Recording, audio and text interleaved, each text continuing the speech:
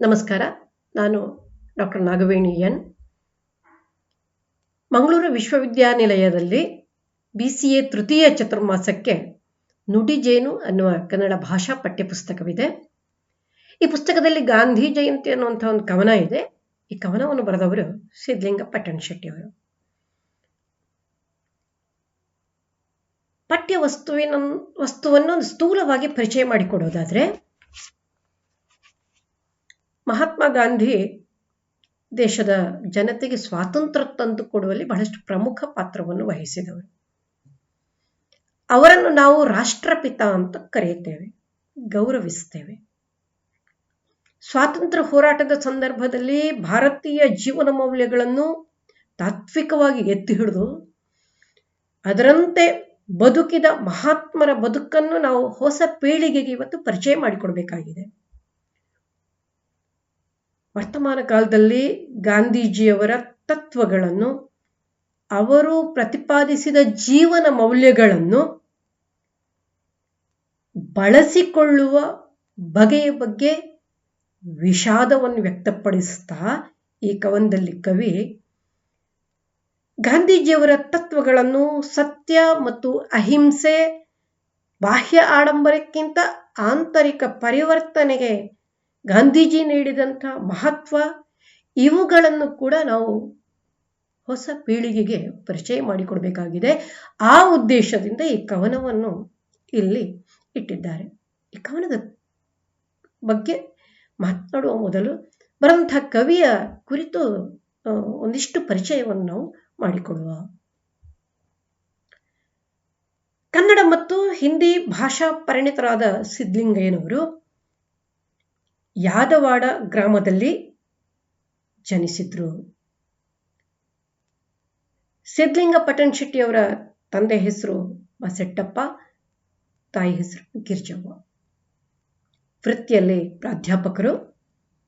ಅದರೊಂದಿಗೆ ಸಾಹಿತ್ಯ ರಚನೆ ಮತ್ತು ಸಾಹಿತ್ಯದ ಕಾರ್ಯಕ್ರಮಗಳನ್ನು ಆಯೋಜಿಸುವುದರ ಮೂಲಕ ಸಾಹಿತ್ಯದ ಸೇವೆಯನ್ನು ಮಾಡಿದ್ದಾರೆ. ಚಂದ್ರಶೇಖರ ಪಾಟೀಲರೊಂದಿಗೆ ಸಂಕ್ರಮಣ ಪತ್ರಿಕೆಯನ್ನು ಆರಂಭಿಸಿದ್ರು. ಅರವಿಂದ್ ನಾಡಕರ್ಣಿ, ಹೇಮಂತ್ ಕುಲಕರ್ಣಿ ಅವರೊಂದಿಗೆ ಸೇರಿಕೊಂಡು ಸೃಜನವೇದಿ ಸಂಘಟನೆಯಲ್ಲಿ ಸಾಹಿತ್ಯದ ಕಾರ್ಯಕ್ರಮಗಳನ್ನು ಆಯೋಜಿಸಿದ್ರು. ಇದರೊಟ್ಟಿಗೆ ಅವರ ಕೆಲವು ಕೃತಿಗಳನ್ನು ನಾನಿಲ್ಲಿ ಪರಿಚಯ ಮಾಡಿಕೊಡ್ತಾ ಇದ್ದೇನೆ. ಅವರ ಕಥಾ ಸಂಕಲನಗಳು 2, ಮಾವ ಮತ್ತು ಇತರ ಕಥೆಗಳು ಹಾಗೂ ಹಕ್ಕಿಗಳು ಇನ್ನೊಂದು. ನೀನಾ, ಔರಂಗಜೇಬ ಮತ್ತು ಇತರ ಕವನಗಳು, ಪರದೇಶಿ ಹಾಡುಗಳು, 100 ಪದ್ಯಗಳು, ಪ್ರತೀಕ್ಷೆ, ಮತ್ತೆ ಬಂದಿದ್ದಾಳೆ, ಇಂದು ರಾತ್ರಿಯ ಹಾಗೆ, ಅಂತರಂಗದ ಕವನಗಳು, ಇವು ಕವನ ಸಂಕಲನಗಳು. ಅವರ ಸಮಗ್ರ ಕಾವ್ಯದ ಹೆಸರು ಇಷ್ಟು ಹೇಳಿದ ಮೇಲೆ. ಆಧುನಿಕ ಕನ್ನಡ ಹಿಂದಿ ಕಾವ್ಯ, ಅನುಶೀಲನ, ರಂಗಾಯಣ, ಪರಿಭಾವನ, ಅನುಸ್ವಾದನ, ಇವು ವಿಮರ್ಶಾ ಕೃತಿಗಳು. ಸಂದರ್ಶನಾಧಾರಿತ ಕೃತಿ ಅವರದು ಋಣಾನುಬಂಧ. ಧರ್ಮಸ್ಥಳ, ಹಳ್ಳಿಕೇರಿ ಗುದ್ಲೆಪ್ಪನವರು ಅನ್ನುವ 2 ಕೃತಿಗಳು ಜೀವನವನ್ನು ಕುರಿತು ಚರಿತ್ರೆಯಾಗಿ ಬರೆದಂಥ ಜೀವನ ಚರಿತ್ರೆಗಳು. ಅವರ ಅಂಕಣ ಬರಹಗಳ 5 ಸಂಪುಟಗಳು ಬಂದಿವೆ. ಇದು ಚಹಾದ ಜೋಡ ಅನ್ನುವಂಥ ಹೆಸರಿನಿಂದ ಬಂದಿದೆ. ಸಾಮಾನ್ಯವಾಗಿ ಕವಿಗಳನ್ನು ಪರಿಚಯ ಮಾಡಿಕೊಡುವಾಗ ಅವರಿಗೆ ದೊರೆತ ಗೌರವವನ್ನು ಕೂಡ ಪರಿಚಯಿಸ್ತೇವೆ ನಾವು. ಸಿದ್ಧಲಿಂಗ ಪಟ್ಟಣ ಶೆಟ್ಟಿ ಅವರಿಗೆ ನಾಟಕ ಅಕಾಡೆಮಿ ಫೆಲೋಶಿಪ್ ದೊರೆತಿದೆ. KV ಸುಬ್ಬಣ್ಣ ಪ್ರಶಸ್ತಿ ಬಂದಿದೆ. ಕರ್ನಾಟಕ ಸಾಹಿತ್ಯ ಅಕಾಡೆಮಿ ಪ್ರಶಸ್ತಿ ಸಂದಿದೆ. ಅವರ ಗೌರವ ಗ್ರಂಥ ಸಹೃದಯ. ಇದಿಷ್ಟು ಗಾಂಧಿ ಜಯಂತಿ ಕವನದ ಕವಿ ಸಿದ್ಧಲಿಂಗ ಪಟ್ಟಣ ಶೆಟ್ಟಿ ಅವರ ಪರಿಚಯ. ಮುಂದಕ್ಕೆ ಕನ್ನಡದಲ್ಲಿ ಗಾಂಧೀಜಿಯವರ ಬಗ್ಗೆ ಬಂದಂಥ ಕೆಲವು ಕವನಗಳನ್ನು ಪರಿಚಯ ಮಾಡಿಕೊಳ್ಳೋಣ. ಕನ್ನಡದಲ್ಲಿ ಗಾಂಧೀಜಿಯವರ ಕುರಿತು ಗೋವಿಂದ ಪೈಗಳಿಂದ ಹಿಡಿದು ಇತ್ತೀಚಿನವರೆಗೆ 150ಕ್ಕೂ ಹೆಚ್ಚು ಕವನಗಳು ಬಂದಿವೆ. ಇದು ಏನು ಹೇಳ್ತದಂದ್ರೆ ಗಾಂಧೀಜಿಯವರ ಬದುಕು ಸಹೃದಯಿ ಕವಿ ಮತ್ತು ಓದುಗರನ್ನು ಕಾಡಿದ, ತಟ್ಟಿದ, ಓದಿದ, ಕಾಡಿದ, ತಟ್ಟಿದ ಬಗೆಯ ಬೃಹತ್ತತೆಯನ್ನು ಹೇಳುತ್ತದೆ. ಅದೆಷ್ಟು ಅಗಾಧವಾಗಿ ಕನ್ನಡ ಕವಿಗಳನ್ನು ಗಾಂಧೀಜಿಯವರು ಕಾಡಿದ್ದಾರೆ ಅಂತ. ಹಿರಿಯ ಕವಿ ಕುವೆಂಪು ಅವರು ಸ್ವಾತಂತ್ರ್ಯ ಶಿಲ್ಪಿ ಅನ್ನುವ ಕವನ ಬರೆದಿದ್ದಾರೆ. ಶಿವರುದ್ರಪ್ಪ ಅವರು ಗಾಂಧಿ ಅನ್ನುವ ಕವನವನ್ನು ಬರೆದಿದ್ದಾರೆ. ಚಂದ್ರಶೇಖರ್ ಪಾಟೀಲ್ ಅವರು ಗಾಂಧಿ ಸ್ಮರಣೆ ಅನ್ನುವಂಥ ಕವನವನ್ನು ಬರೆದಿದ್ದಾರೆ. ನವೋದಯ ಕಾಲದಲ್ಲಿ ಕವಿಗಳು ಗಾಂಧಿಯವರನ್ನು ಸ್ವಾತಂತ್ರ್ಯ ಶಿಲ್ಪಿಯಾಗಿ ಕಂಡು ಅವರ ಸರಳತೆ, ಭವ್ಯ ವ್ಯಕ್ತಿತ್ವವನ್ನು ಹೇಳ್ತಾರೆ. ಕುವೆಂಪುರವರು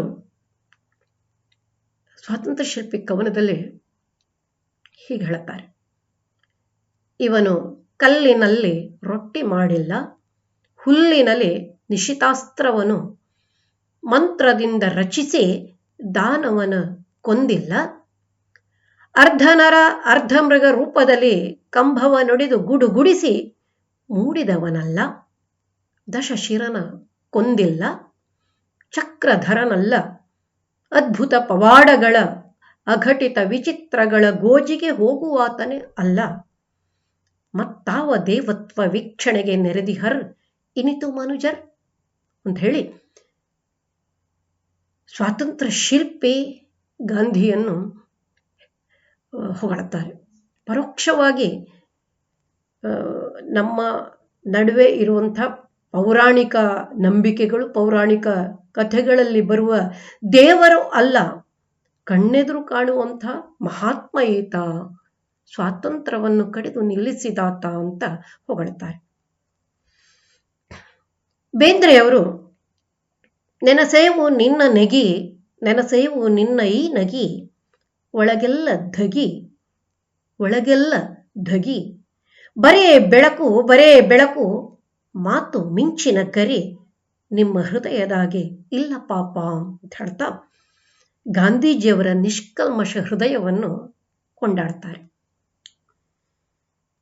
ಪುತಿನ ಅವರ ನೆರಳು ಅನ್ನುವ ಕವನ ಬಹಳ ಜನಪ್ರಿಯವಾದ್ದು. ಗಾಂಧೀಜಿಯವರನ್ನು ದೇವರ ಅವತಾರ ಅಂತ ಹೇಳುವ ಗೌರವ ನೀಡಿ ಕವನವನ್ನು ಬರೆಯುತ್ತಾರೆ ಅವರು. ಮೇಲೊಂದು ಗರುಡ ಹಾರುತಿಹುದು, ಕೆಳಗದರ ನೆರಳು ಓಡುತಿಹುದು, ಅದಕ್ಕೋ ಅದರಿಚ್ಛೆ ಹಾದಿ, ಇದಕ್ಕೋ ಹರಿದತ್ತ ಬೀದಿ, ಕೆರೆ ಬಾವಿ ಕೊಳ ಕಂಡೂ ಕಾಣದೊಲೆ ಎಡಗುಲ್ಮ ತೆವರುತ್ತಿಟ್ಟು, ಎನ್ನದಿದ ಕೊಂದು ನಿಟ್ಟು, ಹರಿದತ್ತ ಹರಿಯ ಚಿತ್ತ, ಈ ಧೀರ ನಡೆವನತ್ತ, ಇದ ನೋಡಿ ನಾನು ನೆನೆವೆನೆಂದು, ಇಂಥ ನೆಳಲೆ ಗಾಂಧಿ ಎಂದು ಅಂತ ಬರೆಯುತ್ತಾರೆ. ಮುಂದೆ ಪ್ರಗತಿಶೀಲ ನವ್ಯ ಕಾಲದಲ್ಲಿ ಗಾಂಧೀಜಿಯವರ ಹತ್ಯೆಯ ಬಗ್ಗೆ ವಿಷಾದ ನೋವುಗಳು ಕಾವ್ಯಗಳಲ್ಲಿ ಕಂಡು ಬರ್ತವೆ. ಗೋಪಾಲಕೃಷ್ಣ ಅಡಿಗರು ಬರ ಸಿಡಿಲೆಂತೆರಗಿತು ಹಾ ಕೊಲೆಗಡುಕನ ಕೈಯ ಚಿರಾಜೀರ್ಣ ತ್ಯಾಗಶೀರ್ಣ ಎಲುಬುಗೂಡು ಮೈ ಬಿತ್ತು ಕೆಳಗೆ, ಬಿದ್ದ ಹಾಗೆ ಸತ್ಯ ದಯೆ ಧರ್ಮ ಒಂದೇ ಆಧಾರವು, ನಮ್ಮ ತಲೆಯ ಮೇಲೆ ಬಿತ್ತು ನಮ್ಮ ಪಾಪ ಭಾರವು ಅಂತ ಹೇಳ್ತಾರೆ. ಹೀಗೆ ಕನ್ನಡ ಕವಿಗಳು ಗಾಂಧೀಜಿಯವರ ಕುರಿತ ಅಪಾರ ಗೌರವ, ಪ್ರೀತಿ, ಆದರಗಳನ್ನು ತೋರಿ ಅವರ ಆದರ್ಶ ತತ್ವಗಳನ್ನು ಗೌರವಿಸುತ್ತಾರೆ. ಹಾಗೆ ಸಮಕಾಲೀನವಾಗಿ ಈ ತತ್ವಾದರ್ಶಗಳು ಸ್ಕಾಲಿತ್ಯ ಹೊಂದಿ ಅಪವ್ಯಯವಾಗುವುದನ್ನು ಕೂಡ ಗಮನಿಸಿದ್ದಾರೆ. ರಾಜಕಾರಣಿಗಳು, ಸ್ವಾರ್ಥಿಗಳು ತಮಗೆ ಬೇಕಾದಂತೆ ಬಳಸಿ ಗಾಂಧಿಯವರ ತತ್ವಗಳನ್ನು ಕ್ಲೀಶೆಗೆ ಒಳಪಡಿಸಿದ್ದನ್ನು ಟೀಕಿಸಿದ್ದಾರೆ. ಚಂದ್ರಶೇಖರ್ ಪಾಟೀಲ್ ಅವರ ಗಾಂಧಿ ಸ್ಮರಣೆ, ಸಿದ್ಧಲಿಂಗಯ್ಯ ಪಟ್ಟಣಶೆಟ್ಟಿಯವರ ಗಾಂಧಿ ಜಯಂತಿ ಕವನಗಳು ಈ ರೀತಿಯ ವ್ಯಂಗ್ಯ ವಿಡಂಬನೆಗಳಿಂದ ವರ್ತಮಾನದ ದೌರ್ಬಲ್ಯಗಳನ್ನು ಗುರುತಿಸಿಕೊಂಡಿವೆ. ಮುಂದಿನ ಭಾಗದಲ್ಲಿ ನಾವು ಗಾಂಧಿ ಜಯಂತಿ ಕವನದ ಕುರಿತು ಕೆಲವು ಆಲೋಚನೆಗಳನ್ನು ಗಮನಿಸುವ.